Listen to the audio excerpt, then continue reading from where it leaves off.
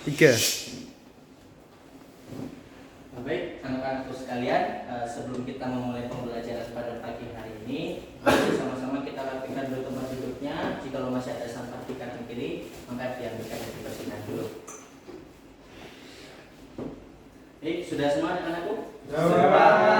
Baik, Bapak buka. Bismillah. Assalamualaikum warahmatullahi wabarakatuh. Waalaikumsalam warahmatullahi wabarakatuh. Apa kabar anak-anakku sekalian? Alhamdulillah. Luar biasa. Allahu Akbar. Alhamdulillah. Semoga senantiasa Allah Subhanahu wa taala memberikan kita kesehatan baik jasmani maupun rohani. Baik. Baik anak-anakku sekalian, sebelum kita memasuki pembelajaran, maka senantiasa harus kita berdoa dulu. Berdoa dipimpin oleh ketua kelas, Mas Sena, silakan. Baiklah. Doa mulai. Alhamdulillah. Jadi satu orang yang hadir ya.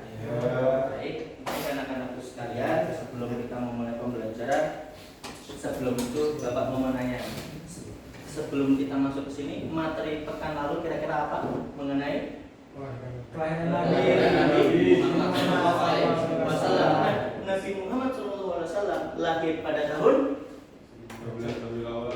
12 Rabiul Awal pada tahun Gajah. Nah, saat itu Rasulullah dilahirkan oleh namanya seorang ibunda, yang bernama Siti Aminah. Nah, ayahnya bernama Abdullah. Nah, dari kedua pasangan itulah muncul ataupun lahirlah seorang anak yang sangat istimewa yang saat itu diberikan nama dengan namanya Muhammad. Nah, saat itu Rasulullah pada sebelum dia terima langinan enggak ada lanjut ya.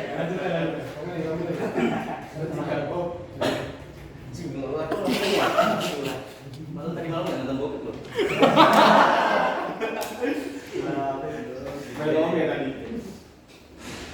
Oke, baik anak-anakku sekalian, sebelum kita memasuki pembelajaran, kita mengulik ataupun mengulas pembelajaran yang pekan kemarin. Kira apa judulnya?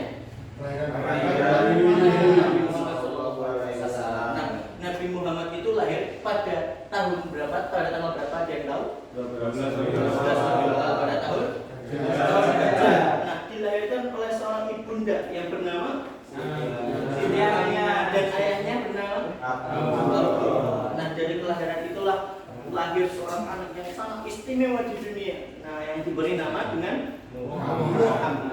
Nah, sebelum diberikan gelar Sallallahu Alaihi Wasallam, Nabi Muhammad sendiri itu adalah seorang saudagar, mulai berdagang sejak kecil. Nah, sampai kemudian dia dewasa. Nah, disinilah materi kita. Setelah beliau dewasa, maka dia itu mulai memunculkan aroma-aroma dakwahnya. Nah, aroma dakwahnya ini pada 40 atau bisa disebut dengan keistimewaan munculnya peristiwa kenabian dalam dirinya. Nah, maka tujuan pembelajaran pada hari ini atau pagi hari ini anak-anakku sekalian adalah memahami bagaimana Rasulullah SAW itu dakwah di Mekah, baik secara terang-terangan ataupun sembunyi-sembunyi. Nah, baik anak-anakku sekalian, memasuki yang pertama sebelum kita memulai bagaimana kemudian penjelasannya, maka Bapak akan menampilkan sebuah video. Nah, sama-sama kita mengulas dan bagaimana nanti anak-anakku sekalian sama-sama menyimak bagaimana dakwah Rasulullah ini saat beliau ini sudah mendapatkan gelar Sallallahu Alaihi Wasallam dalam strategi dakwahnya. Tujuan pembelajaranmu dong. Orang tersebut ya. Tujuan pembelajaran kan. Orang kok tampil ke Pak? Maret. Ini aman ya? Aman. Pokoknya dipotong.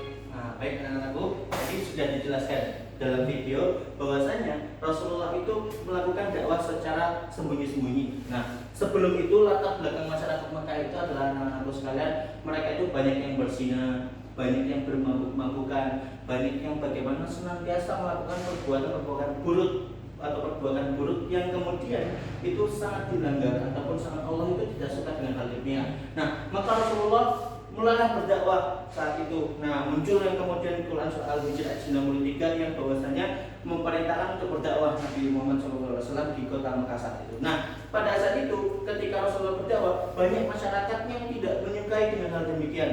Nah, banyak masyarakat yang kontra atau tidak suka dengan dakwah Rasulullah, bahkan sampai penganiayaan kepada Rasulullah, sampai bagaimana menggunjing, bahkan sampai memberikan hal-hal yang negatif kepada Rasulullah SAW.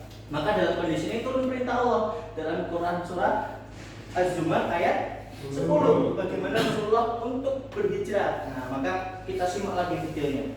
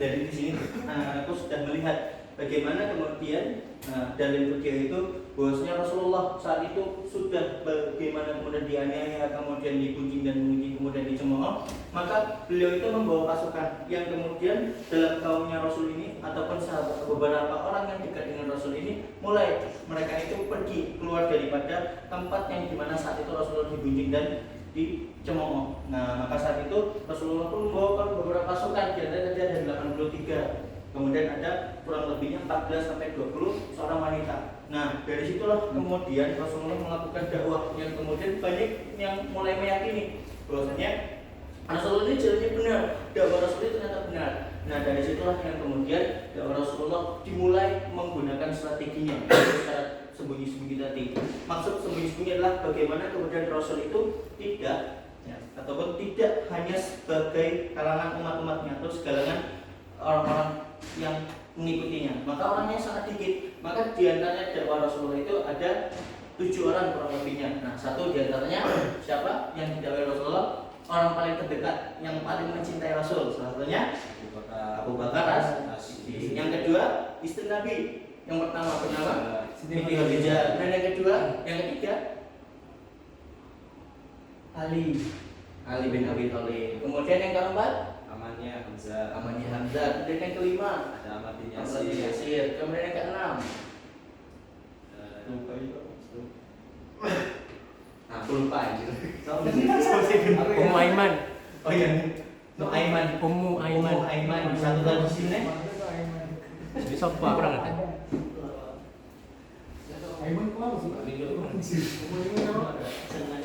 Kalau ini kan dipotong kan. Nah, kemudian satu lagi sama. Pastikan Ummu Aiman di sini. Hah? Buka. Di sini nggak ngerti ya? Buka. Zaid bin Harisah apa ya? Katanya Zaid bin Harisah. Iya, saya tidak bisa.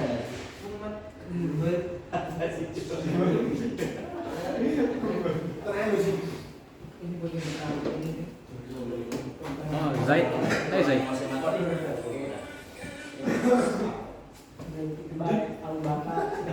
Dan kalian tahu apa ya, Chris? Tak ulang ya berarti ya. Dari oke, baik anak-anakku sekalian, di antaranya yang kemudian dakwah Rasulullah secara sembunyi-bunyi itu ada salah satunya Bapak minta sebutkan yang Mas Tio. Nah, coba sebutkan 3 saja. Di antaranya satu dakwah secara sembunyi-bunyi Abu Bakar. Yang kedua yang paling dekat dengan Nabi, istri tercintanya Siti Khadijah. Dan yang ketiga sahabatnya juga Ali. Nah, di antara itu dan ada beberapa dari para sahabat lagi. Nah, itu anak-anakku sekalian yang kemudian dari video ini paparkan kepada anak-anakku bagaimana kemudian strategi Rasulullah dalam berdakwah secara sembunyi-sembunyi.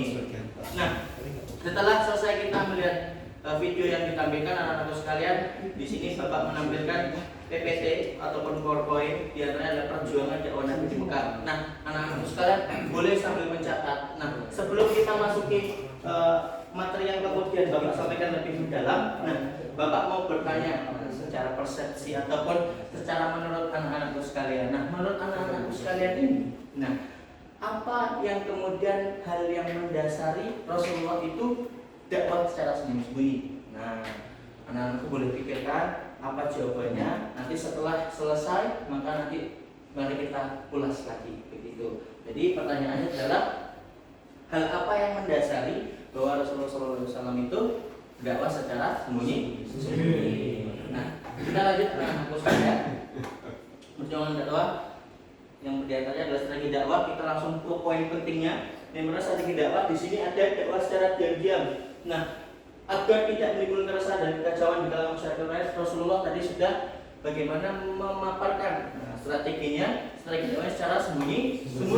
Di antaranya bagaimana kemudian jangan sampai dakwahnya ini menyebar saat itu, karena saat itu kondisi sosial saat itu bahwasanya Rasulullah itu masih sering dianiaya, masih sering dicemooh, maka Rasulullah dakwahnya sembunyi-sembunyi, hanya untuk kalangan-kalangannya saja, hanya untuk keluarga terdekat saja. Nah, itulah poin penting yang kemudian dipaparkan dakwah secara sembunyi. Nah, kemudian yang kedua ada dakwah secara terang-terangan. Bagaimana dakwah ini dimulai ketika Rasulullah menyeru pada orang-orang Mekah. Nah, kemudian Rasulullah saat itu berdiri di bukit. Kemudian dia menyuruh bahwasanya untuk berjihad dengan seorang membangun mereka. Nah, mereka itu siapa? Ada yang tahu mereka itu siapa? Quraisy. Tahu orang Quraisy. Nah, bagaimana Rasulullah melakukan dakwahnya terang-terangan karena apa? Melihat kondisi saat itu sudah mulai tenang. Kondisi saat itu sudah mulai tidak ada pergolakan lagi, sehingga Rasul memberanikan diri karena Rasul sudah memiliki keluarga dekat yang sudah didakwai secara sembunyi tadi. Kemudian ia memaparkan dakwah secara terang-terangan. Nah, dengan gagas Rasulullah menaiki bukit, kemudian berdakwah Rasulullah di sana secara terang-terangan dan menyeluruh banyakkan masyarakat kaum Quraisy mendengarkan dakwah dari Nabi Muhammad SAW. Nah, kemudian apa reaksi kaum Quraisy terhadap dakwah Nabi? Nah, teman-teman anak-anakku sekalian bisa melihat daripada itu bahwasanya ada sahabat mengikut ajarannya. Puncak dari kejengkelan mereka dengan cara memboikot Rasulullah dan para sahabatnya serta pengikutnya dari boikot ekonomi dan politik. Nah, ternyata walaupun sudah didakwai pun masih ada yang namanya pemboikotan. Bahwasanya salah satunya apa? Rasulullah tidak boleh berdakwah ataupun lebih menyeluruh, bahkan dicegah dalam pendakwaannya saat dakwah sembunyi. Nah, saat dakwah terang-terangan pun masih ada pemboikotan di sana, boikot ekonomi dan politik. Nah, bahkan bahwasanya orang Quraisy tidak boleh menikahi sekeluarga ataupun yang dekat dengan Rasulullah SAW. Nah, itu anak-anakku sekalian yang kemudian bisa Bapak tampilkan ataupun dari Bapak jabarkan. Nah, masuk pertanyaan yang pertama tadi. Nah, kira-kira menurut anak-anakku sekalian, nah, dari latar belakang kenapa Rasulullah dakwah secara diam-diam? Ada yang mau menjawab? Ada yang mau menjawab? Nah, coba tadi kan Bapak menanyakan secara keseluruhan, berarti otomatis anak-anakku semua sudah menggambarkan dalam pikiran anak-anak. Monggo Mas Arif silakan. Kira-kira apa? Kenapa Rasulullah mendakwahkan secara sembunyi-sembunyi? Karena waktu itu sosial di Mekah itu masih keras, masih katanya masih bilang masih menimpa berat, dan saat itu Nabi Muhammad masih dicemooh dan dianiaya oleh kaum Quraisy. Kira-kira Mas Sena bagaimana dengan latar belakang Rasulullah? Tadi kan Mas Arif sudah memaparkan hasil argumen dari Mas Arif. Nah, kira-kira dari Mas Sena sendiri bagaimana? Mungkin karena ini Pak, awal nama sembunyi mungkin belum banyak dekengan Pak. Jadi mereka Nabi Muhammad masih mencari kerabat-kerabat dekat supaya sudah punya pasukan supaya bisa lebih kuat dalam dakwah secara. Jadi anak-anakku sekalian jawabannya adalah semuanya sudah benar. Namun ada hal yang lebih mendalam. Jadi latar belakangnya adalah bagaimana kemudian Rasulullah melakukan secara dakwah sembunyi-sembunyi adalah saat itu kondisinya benar tadi Mas Tarik. Kondisi saat itu adalah Rasulullah masih tidak dipercaya. Bahkan Rasulullah itu ada yang mengatakan Rasulullah penyihir, tidak sesuai dengan apa yang kemudian itu diutus oleh Tuhan. Nah, karena apalagi masyarakat dengan latar belakang yang Mas Ena katakan tadi masih ada yang berzina, ada yang mabuk-mabukan. Mereka belum bahasanya ke jalan yang benar. Nah, maka Rasulullah disitulah mulai dakwah dulu ke keluarga terdekat. Nah, kemudian pertanyaan kedua anak-anakku sekalian, latar belakang mengenai kenapa Rasulullah melakukan dakwah secara terang-terangan. Kalau tadi sebelum ini kan terang-terangan. Nah, kira-kira coba dari Mas Hafiz. Gimana Mas Hafiz? Karena ada masukan dia berani speak up buat dakwah terang-terangan. Bagus. Kemudian Mas Sefa, kira-kira? Ini Pak, menurut saya karena ada salah satu tokoh penting kaum kafir Quraisy yang sudah masuk ke agama Islam, yaitu Umar bin Khattab yang saat itu menjadi salah satu tokoh penting dan menjadi kepala suku dari kaum Quraisy itu sendiri. Ya, alhamdulillah sudah benar semua anak-anakku sekalian. Jadi bahwasanya lebih mendalamnya adalah bagaimana kepada Rasulullah SAW melakukan dakwah secara terang-terangan. Bagaimana ketika memang dia sudah punya pasukan, kemudian salah satunya tadi ada yang sudah masuk Islam dari Quraisy, yaitu Umar bin Khattab, seorang panglima yang kemudian ketika biografinya adalah orang yang paling kuat dan keras. Bahkan sedikit cerita anak-anakku sekalian, ketika Rasulullah wafat dia kaget bahwasanya barang siapa yang menurut Rasulullah wafat maka aku penggal kepalanya. Itulah biografi daripada Umar bin Khattab yang sangat kuat. Nah, bahkan saking kuatnya dia, saking kerasnya batunya hatinya, ia masih luluh sehingga dia masuk Islam. Maka Rasulullah makanya berani dia sehingga menaik ke bukit dan melakukan secara terang-terangan. Baik, itu anak-anakku sekalian. Nah, sebelum kita melakukan kelanjutan pembelajaran, adakah yang ingin ditanyakan? Cukup? Oke, cukup anak-anakku sekalian. Baiklah, sedikit yang kemudian Bapak bisa jelaskan adalah bagaimana dakwah terang-terangan bahkan ataupun sembunyi-sembunyi Rasulullah SAW itu didasari dengan yang namanya adalah niat yang tulus ataupun niat yang kuat. Ketika tekad kita kuat terhadap keyakinan Allah Subhanahu Wa Taala, atau takwa kita sudah baik kepada Allah Subhanahu wa taala, maka senantiasa dakwah itu akan senantiasa mengalir. Maka diawali dengan dakwah secara sembunyi-sembunyi, keluarga kita, teman dekat kita. Maka ketika anak-anakku sekalian ketika di luar, ketika melihat temannya yang belum sholat, maka diajak, ayo sholat dulu. Nah, kemudian dakwah secara terang-terangan. Nah, ketika anak-anakku sudah di luar sana, kemudian setelah lulus SMP nanti, anak-anakku senantiasa mengingatkan kepada orang banyak bahwasanya sholat itu wajib, sholat itu kan penting, bahwasanya kita butuh Allah Subhanahu wa taala. Maka itulah anak-anakku yang kemudian dapat Bapak sampaikan.